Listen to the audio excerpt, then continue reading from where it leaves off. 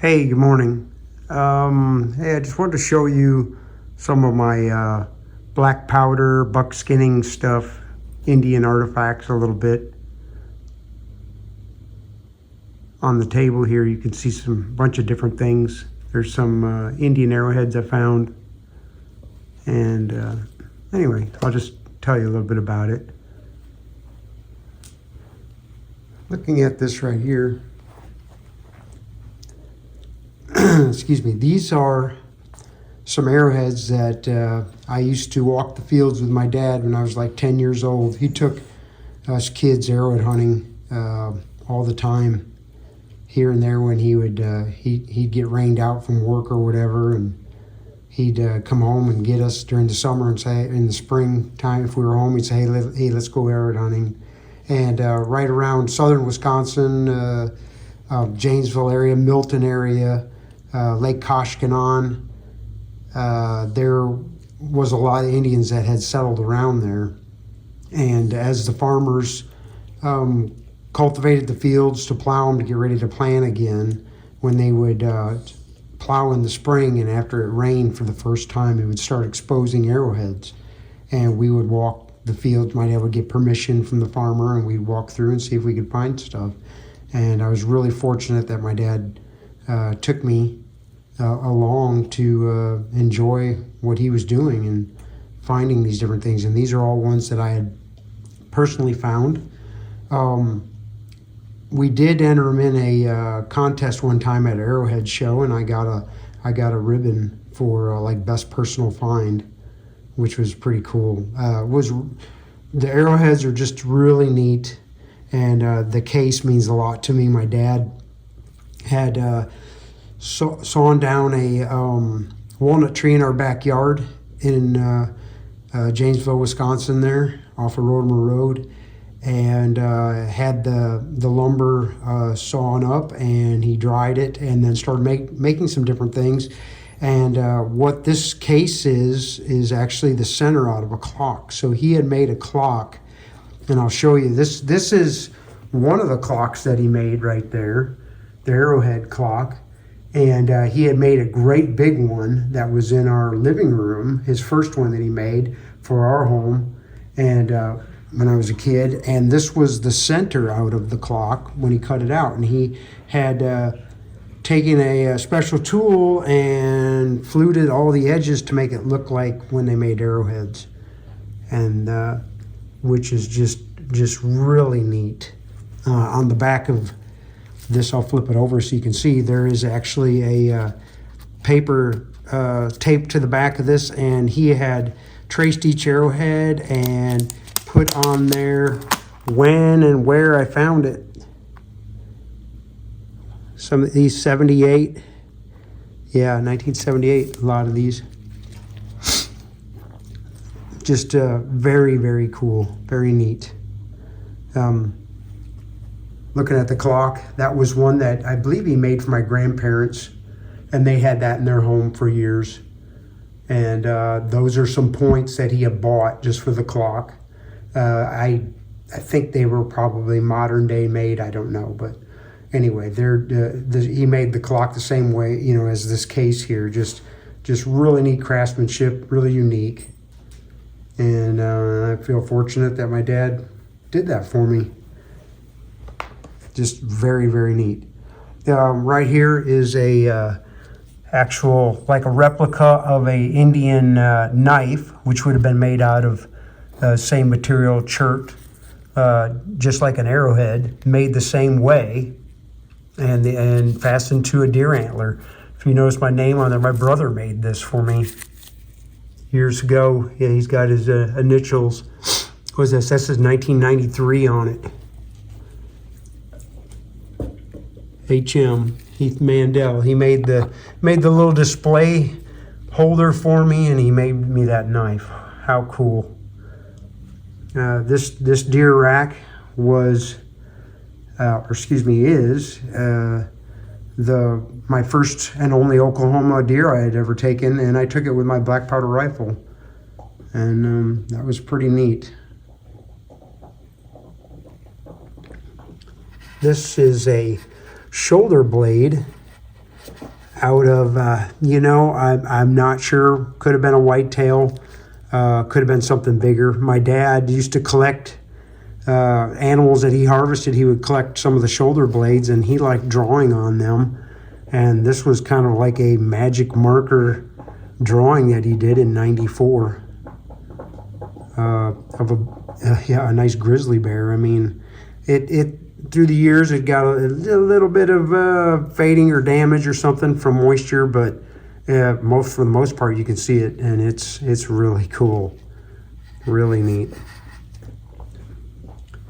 These are just some other Antler pieces. I think my brother made a keychain or something out of this. It's kind of big, but it would have been a brow tine off of a big animal. It would have actually been one of these points. So if you imagine how big that the buck would have been that had this, and that's a brow tine. Kind of a unique piece. And this is actually a base to an antler, which would, like, I think they call it the crown. It would have been right there. And people make different things, pendants, buttons, all kinds of stuff. Here's a 1860 replica black powder pistol. You can see the really unique engraving on the cylinder. Kind of fits this era here. These are my black powder guns. This one right here is a replica of a Beretta. I believe it's like 1860 era over-under shotgun. Actually, it's, excuse me, I was way off. 1680 Beretta. So it was like a commemorative that came out in like 1980 or something like that.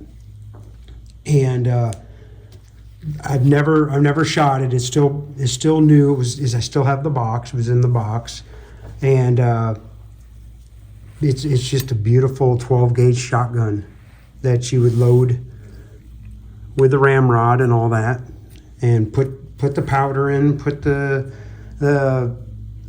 cards in, and the shot on top of it, and another card on top. It has a wad that you have to put in there.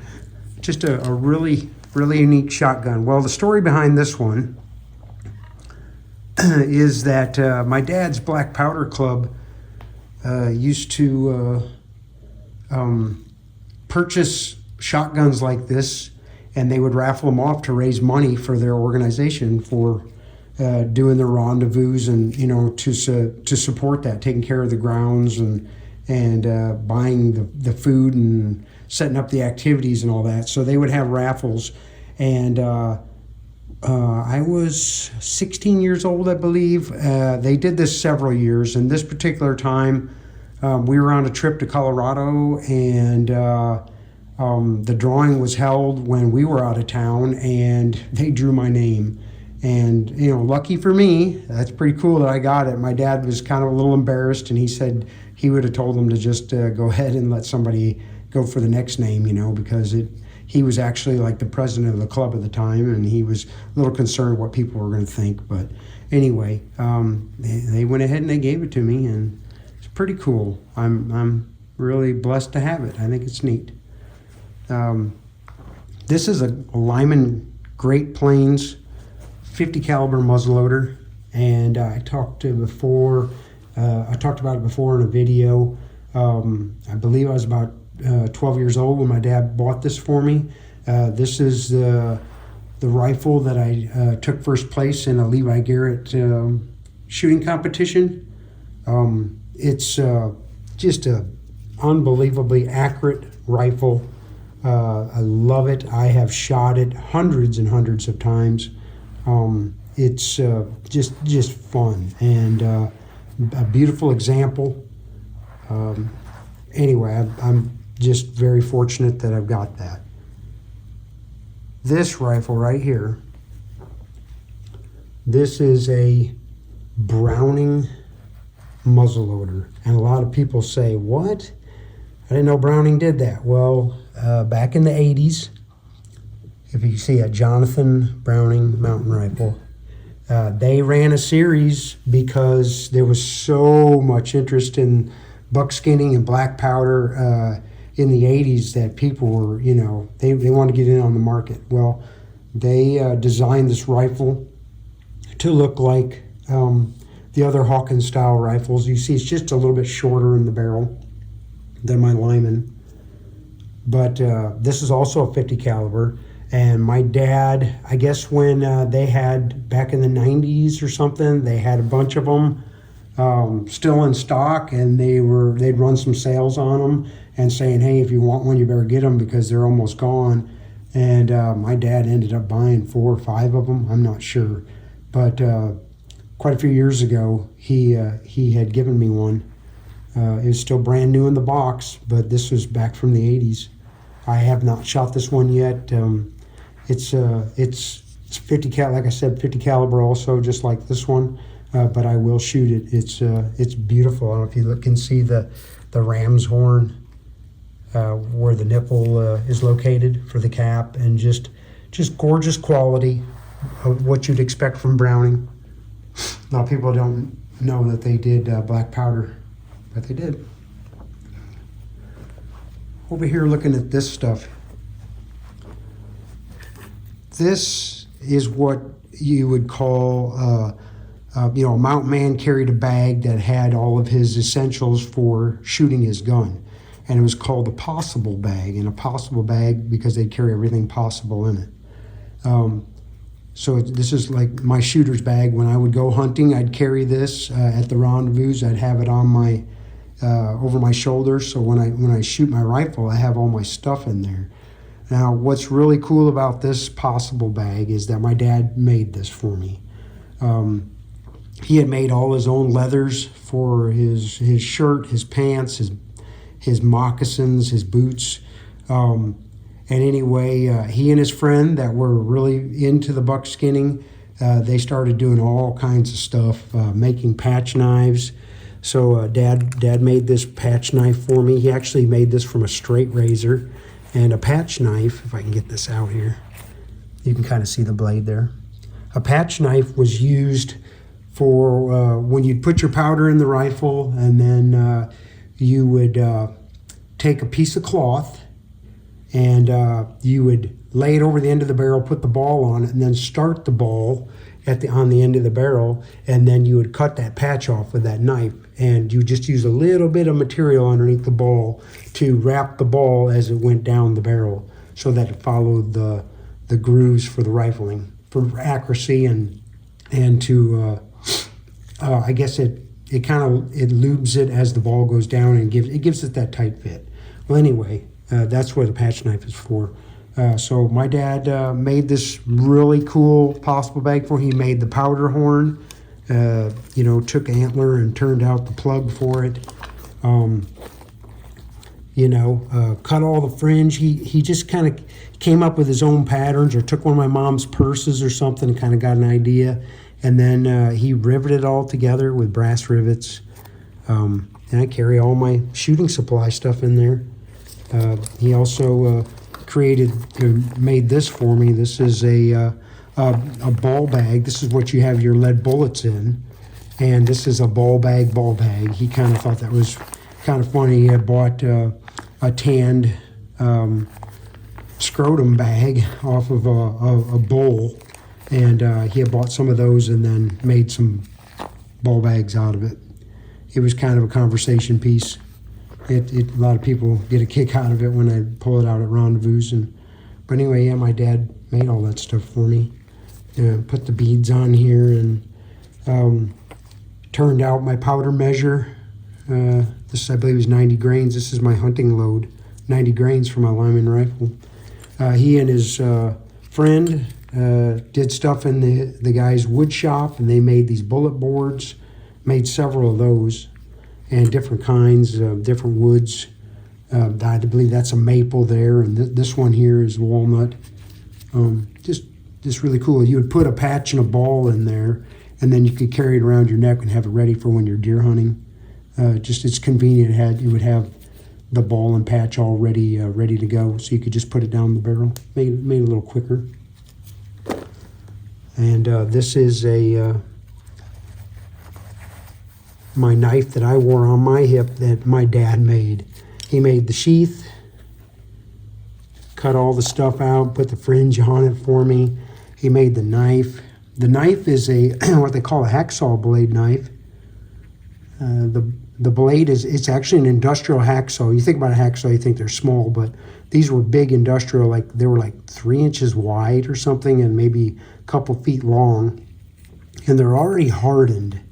So it wasn't easy to cut them out. They'd cut them out and carefully make a blade out of it and sharpen it. And yeah, my dad made this back in the 80s for me, and he made it the brass, fitted it on there and did all the filing around it to make it fit and look right, and the end cap.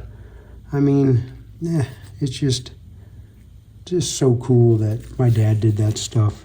He did it for me too, and I'm very, very fortunate that, and I didn't realize how cool I had it. I mean, I did, but looking back now, I'm even more thankful. And this deer skin here with the fur on it, this was my first deer I'd ever harvested in Wisconsin.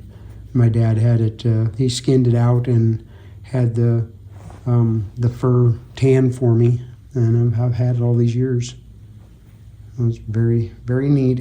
It adds a lot to my display. I think it's really neat. I like taking it out every once in a while and putting it on the table. It's neat for when you go shoot black powder, and it just, I don't know, it's just very, very neat. So anyway, I just wanted to show you some of the stuff, some of my life, some of the stuff that I grew up around, and I've been fortunate and blessed to be able to be a part of it and enjoy it. And I just wanted to show you a little bit of my world. Thanks for watching.